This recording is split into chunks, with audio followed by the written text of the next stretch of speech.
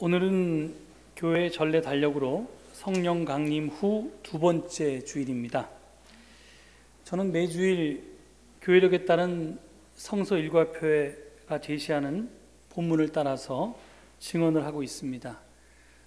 여러분께 제 목회 시작하면서 목회 첫 3년간은 성서 일과표의 세 본문, 즉 구약성서, 서신서, 복음서 중에 이 복음서를 가지고 3년 동안 설교하고 그 다음에 구약성경, 그 다음에 서신성경 이런 식으로 9년 동안 설교해 보겠다고 말씀을 드렸습니다. 성서일과표는 3년 주기로 되풀이되는데 올해는 그 첫 번째 해입니다. 영어로는 Year A라고 표시하고요. 우리나라 말로는 가해, 나해, 다해 이렇게 할 때 가해에 해당합니다. 그래서 가해는 마태복음, 나해는 마가복음, 그 다음에 다해는 누가복음이 주로 복음서 본문으로 주어집니다. 그래서 올해는 이제 마태복음을 주로 저희가 본문으로 설교하게 되는데요. 그런데 우리가 성령 강림절이 되기 전까지 그 전에 부활절기가 있었고 그 전에는 사순절기가 있었는데요. 이 가해, 사순절, 부활절에는 마태복음보다 요한복음의 말씀이 복음서 본문으로 더 많이 주어졌습니다. 그러다가 이번 주일부터 시작해서 올해의 마지막 주일까지 요한복음 없이 이제 마태복음만 그 순서대로 그 복음서 본문으로 제시되게 됩니다. 따라서 우리는 이제부터 본격적으로 마태와 함께 예수님의 길을 따라 나서게 됩니다. 그래서 증언에 앞서서 먼저 마태복음의 특징에 대해서 간단히 여러분께 소개하고자 합니다. 여러분도 잘 아시는 것처럼 신약 성서에는 마태, 마가, 누가, 요한 이렇게 4개의 복음서가 있습니다. 이 4개의 복음서는 각각 예수님이 누구인가 하는 것을 우리에게 가르쳐 줍니다. 그런데 하나님께서는 왜 한 개의 복음서가 아닌 4개의 복음서를 통해서 우리에게 말씀하실까요? 그 이유는 우리가 교회에서 흔히 볼 수 있는 스테인드 글라스가 답을 해줍니다. 크기와 모양과 빛깔이 서로 다른 유리 조각들이 모여서 스테인드 글라스라고 하는 하나의 예술 작품이 됩니다. 마찬가지로 서로 다른 복음서들이 모여서 예수님이 누구인가를 우리에게 가르쳐주고 있는 것입니다. 그러니까 4복음서는 각각 크기도 다르고 모양도 다르고 빛깔도 다릅니다. 하지만 그 하나하나가 다 독특한데요. 근데 만약에 이 독특함을 잃어버리면 각각 복음서는 예수님이 누구인지를 자기 색깔로 표현하지 못하게 됩니다. 그렇게 되면 그것들을 다 모아놓아도 우리들은 예수님이 누구인지 알 수 없게 되는 것입니다. 사실 기독교 최초의 이단은 지금 흩어져 있는 복음서를 하나로 통합해서 한 개의 복음서를 만들려고 하는 시도였습니다. 그러니까 복음서는 합쳐놓으면 안 되고요. 이렇게 따로따로 있어야 되는 것입니다. 그래서 마가복음을 읽을 때는 마가 이야기에 충실해야 하고요. 마태복음을 읽을 때는 마태의 이야기에 충실해야 합니다. 이것이 우리가 성경을 읽고 그것을 바르게 이해하기 위한 원칙들 가운데 가장 중요한 한 가지입니다. 그렇다면 마태가 그리고 있는 예수님은 누구일까요? 그 답은 아주 간단합니다. 예수님은 새로운 모세입니다. 유대계 그리스도인들로 이루어진 마태 공동체는 예수님을 새로운 모세로 해석했습니다. 그래서 마태복음 1, 2장에 나오는 예수님의 탄생 이야기는 출애굽기 1, 2장에 나오는 모세의 출생 이야기와 비슷하고 또 이렇게 병행됩니다. 악한 통치자 마태복음에는 헤롯 대왕이고요. 출애굽기에는 애굽 왕 바로가 새로 태어난 모든 유대인 아기들을 살해하려고 함으로써 미리 예정된 아기의 목숨이 위태롭게 됩니다. 하지만 하나님의 개입과 보호하심으로 그 아기들, 즉 마태복음의 예수님, 그 다음에 출애굽기의 모세는 구원이 됩니다. 이와 같이 마태복음의 예수님은 그 탄생에서부터 새로운 모세였습니다. 예수님이 새로운 모세라는 사실은 마태복음 5장에서 7장까지에 있는 산상수훈을 보면 더욱 분명해집니다. 이 부분은 새로운 모세인 예수님이 시내산이 아닌 새로운 산에서 옛 율법이 아닌 새 율법을 선포했다는 것을 그 내용으로 하고 있습니다. 그래서 예수님은 새로운 모세로서 이렇게 선포합니다. 5장 17절 보면 내가 율법이나 예언자들의 말을 폐하러 온 줄로 생각하지 말아라. 폐하러 온 것이 아니라 완성하러 왔다. 이렇게 말씀하시면서 마태복음 5장 21절에서 48절까지에 실려 있는 6개의 반대 명제가 제시됩니다. 거기서 예수님은 무엇이라고 한 것을 너희는 들었다. 나는 그러나 너희에게 이렇게 말한다. 무엇을 해라 또는 무엇을 하지 말라. 즉 모두 6번에 걸쳐서 모세의 옛 율법과 예수님의 새 율법이 마태복음 5장에 대조되어 있습니다. 이를 통해 마태는 예수님이 새로운 모세이되 모세보다 훨씬 더 뛰어나고 위대한 분이라고 주장하고 있는 것입니다.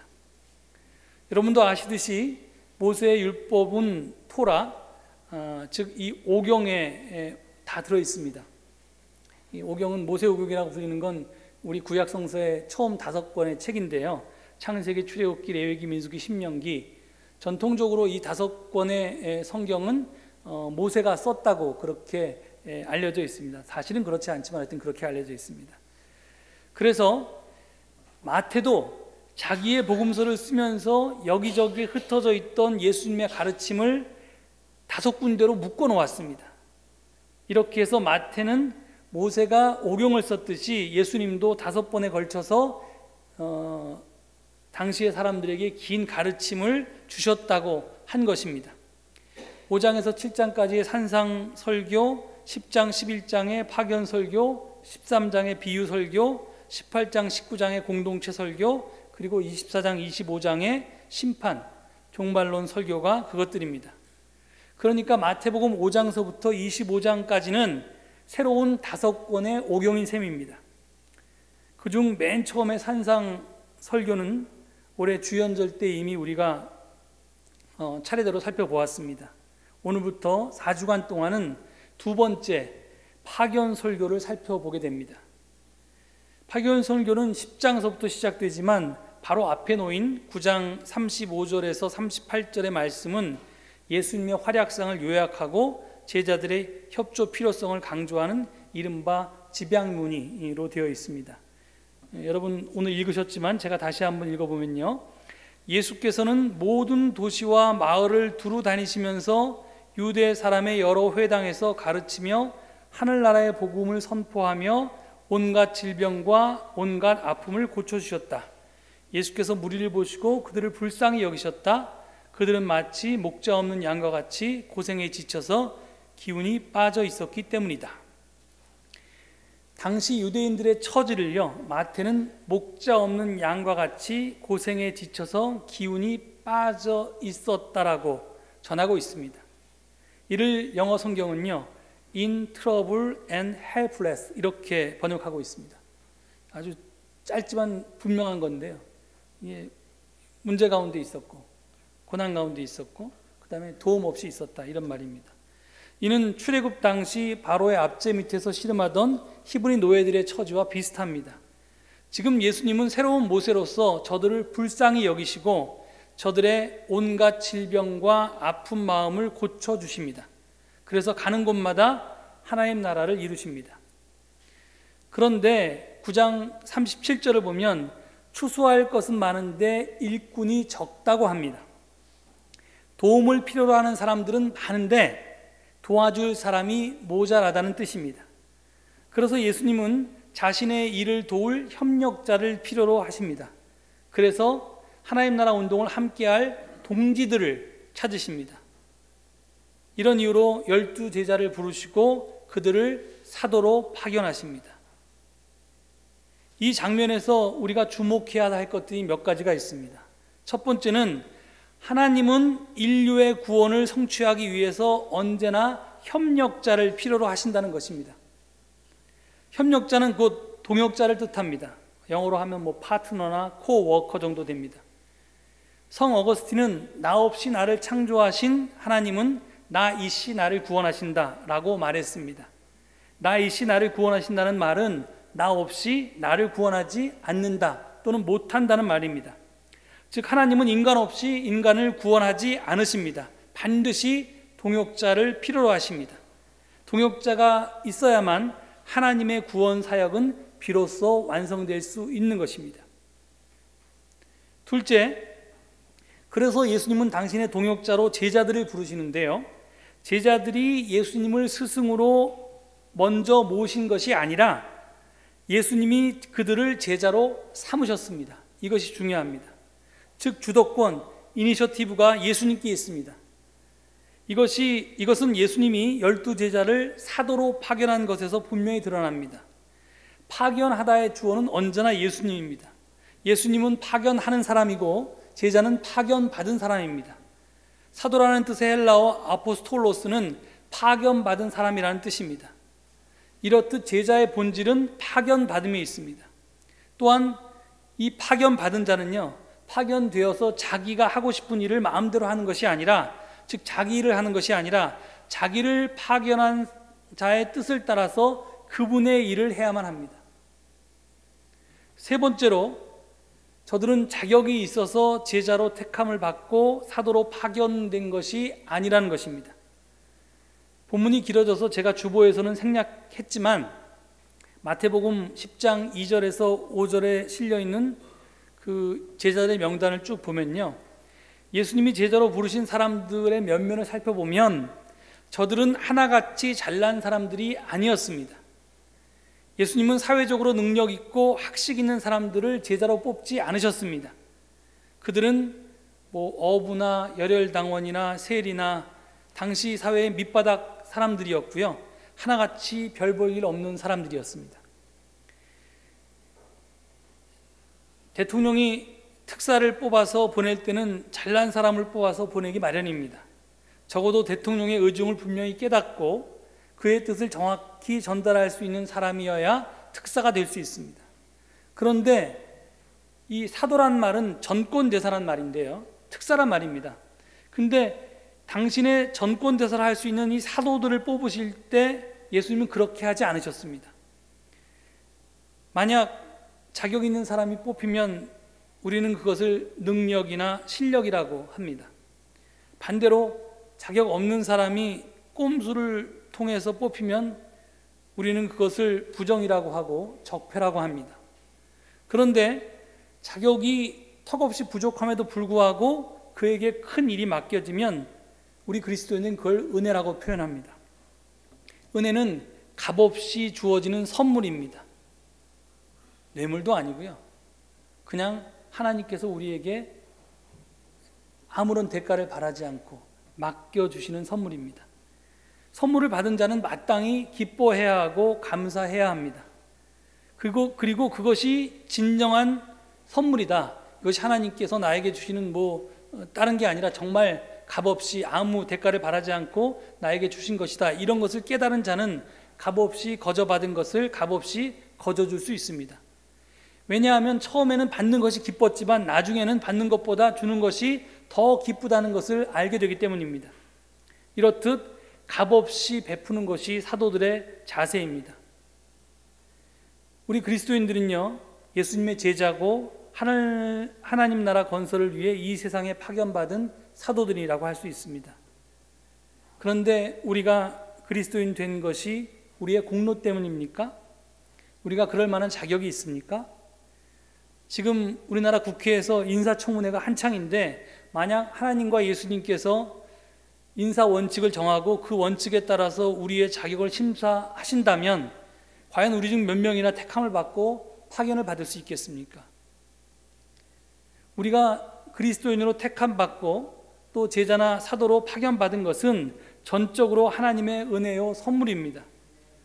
따라서 우리는 턱없이 부족한 우리를 믿어주시고 당신의 일을 함께하자고 초대해 주신 하나님의 은혜에 순종함으로 감사를 표현해야 합니다. 이렇듯 거저받은 사랑을 거저주는 은총으로 나눌 때 내 안에 하나님 나라가 이루어집니다. 제가 이 설교 시간에도 여러 번 언급했는데 제가 좋아하는 찬송 가운데 하나가 438장 내 영혼이 은총 입었는데요, 특히 2절 가사가 이것을 잘 나타냅니다. 주의 얼굴 뵙기 전에 멀리 뵈던 하늘나라 내 마음속에 이루어지니 날로 날로 가깝도다, 이렇게 돼 있습니다. 이 구절은 우리가 보통 천국이 가깝다는 말이 죽을 날이 가깝다는 말로 오해하는데요, 그런 말이 아닙니다. 주님의 사랑을, 주님의 은혜를 내가 체험하고 나니 천국이 내 현실이 되더라는 겁니다. 여기에 대한 시적 표현이 바로 이 찬송가 가사 2절입니다. 그렇게 되니까 주 예수와 동행하니까 그 어디나 하늘나라로 고백할 수 있는 것입니다. 제가 지난 주연절에 산상수훈에 대해서 증언하면서 마태 공동체는 실현과 역경 속에 있으면서도 놀라운 자의식과 전권의식을 가졌었다고 했습니다. 하지만 전권의식은 절대로 특권의식이 아닙니다. 자존감은 자만심이 아닙니다. 이는 자기들이 턱없이 부족함에도 불구하고 주님께서 당신 일을 함께 하자고 초대해 주시고 기꺼이 큰 일을 맡겨주셨기 때문에 내가 힘을 다해서 그 일을 반드시 해내겠다는 마태 공동체의 결단의 표시입니다. 그러니까 우리도 정말 내가 그리스도인 된 것, 내가 예수님의 뒤를 따르는 제자가 된 것, 내가 이 세상의 하나님 나라 건설을 예수님과 함께하는, 하나님과 함께하는 그 사역의 동반자로 이렇게 파견받은 것이 진짜 내가 내 자격이 있어서가 아니라 하나님의 은혜로 되었다고 내가 고백한다면, 그러면 우리는 마태 공동체처럼 이런 부족한 나를 택하주신 하나님의 사랑과 은혜에 대해서 내가 힘을 다해서, 죽을 힘을 다해서 그 일을 반드시 해내겠다고 그렇게 나서야 하는 것입니다. 마태는 파견받은 제자들의 사명으로 귀신 축출과 병자, 병고침을 이렇게 예를 듭니다. 이게 참 현대 우리로서는 이해하기 어려운 말입니다. 도대체 마태가 말하는 귀신들을 추방한다는 일은 무엇일까요? 그것은 한마디로 말해서 사회에서 귀신 들렸다고 판정을 받아서 사람 취급 못 받는 사람들을 사람 대접해 주는 일에 다름 아닙니다. 마태복음에는 수많은 치유 기적 이야기가 전해집니다. 미친 사람, 나병 환자, 중풍병자, 장애인, 하혈하는 부인, 죽은 자, 벙어리 등등 수많은 환자가 등장합니다. 이 사람들의 공통점은요, 당시의 사회 종교 체제 하에서 죄인 취급을 받았다는 것입니다. 이 고대인들은 모든 것을 다 인격화하는 습성이 있는데요, 병도 인격화합니다. 그래서 병을 갖다가 바이러스가 침투했다 이렇게 생각하지 못했고요, 당연히 의학적인 지식이 없으니까 그 병을 인격화해서 귀신이라고 생각했고, 그 귀신이 어떤 사람을 장악했다, 그 이유는 그가 죄인이기 때문이다, 이렇게 해석한 거죠. 그래서 죄인이기 때문에 그들은 사회에서 버림받았고 교회에서도 내쳐졌습니다. 그런데 예수님은 이런 버림받은 사람들의 친구가 되셨습니다. 그들에게 귀신 들렸다고 하는 진짜 귀신 들리는 사회를 완전히 무시하셨습니다. 모든 것 위에 인간을 두고 인간을 비인간화하는 모든 가치, 규범, 체제를 부정하셨습니다. 이런 예수님의 개방성이 저들에게 치유를 선물했습니다. 여기서 우리가 하나를 질문합니다. 예수님 시대와 달리 우리 시대는 병자를 고치는 역할을 의사가 담당하고 있습니다. 물론 병원에서 못 고치는 질병도 있죠. 그러면 간혹 교회나 기도원에 가서 고치기도 합니다. 그것은 근데 신유의 은사를 받은 일부 사람들의 특별한 경우이고, 저를 포함한 대부분의 우리 그리스도인들은 신유의 은사를 받지 못해서 병 고침을 하지 못합니다. 그렇지만 우리는 귀신 축출의 사명을 이게 일부 특별한 사람, 메디컬 닥터, 의사들만 이게 가진 사명이라고 생각하고 나 몰라라 해도 되는 건가 하는 것은 아니라는 겁니다. 병 고침에는 두 가지 차원이 있습니다. 하나는 질병의 치료이고요, 하나는 고통의 치유입니다. 영어로 표현하면 curing a disease고요, 다른 하나는 healing a illness입니다. healing an illness인데요, 이게 illness와 disease의 차이, 정확하게 말하면 병으로 인한, 이게 질병으로 인한 고통, 페인의 이 고통은 그 아픔은 치료해야 되는 거죠. 고통은 치료받아야 되는 겁니다. 그런데 내가 어떤 일로 인해서 아픔을 겪고 있다면 그게 병으로 인한 것이 아니라 사실은 병뿐만이 아니라 지금 여기서 예수님 시대에 보면 사람들로부터 외면당하고 내쳐지고 무시당하고 소외됨으로 인해서 내가 버림받았다는 그런 것 때문에 앓고 있는 마음의 고통은 서퍼링에 해당되는데 그것은 치유돼야 됩니다. 환자는 동정받고 도움받아야 마땅한 사람들입니다. 하지만 당시의 사람들은 질병을 죄의 결과로 보았고 그래서 그들을 동정하지도 도움을 주지도 않았습니다. 그런데 예수님은 그들에게 도움의 손길을 내뻗었다는 겁니다. 제가 요즘 우리가 치유가 무엇인지 정말 몸으로 정확하게 경험하고 있습니다. 문재인 대통령의 취임 이후에 여러 기념식에서 행한 연설들과 작은 행동들은 여러 국민들을 치유했습니다. 사실 우리가 언제 그렇게 대통령 말에 대해서 귀를 기울였는지 모르겠는데 노무현 대통령 추모식, 5.18 민주화운동 기념식, 6월 6일 현충일 추념식, 그리고 60 민주항쟁 기념식에서 우리는 정말로 현장에서 듣거나 현장에서 못 들으면 TV로 듣거나 그것도 놓치면 나중에 인터넷에서 찾아서 그것들을 들으면서 눈물을 흘렸습니다. 그 이유는 아픈 사람들을 대통령의 말과 행동이 그들의 마음을 움직였기 때문입니다. 공감해 주었고 그들에게 다가갔고 그들을 안아주었고 품어주어서 우리는 이제 치유를 받았습니다. 물론 그렇게 된다고 해서 노무현 대통령이 살아 돌아오는 것도 아니고요. 5.18 민주화운동 희생자들이 다시 살아나는 것도 아닙니다.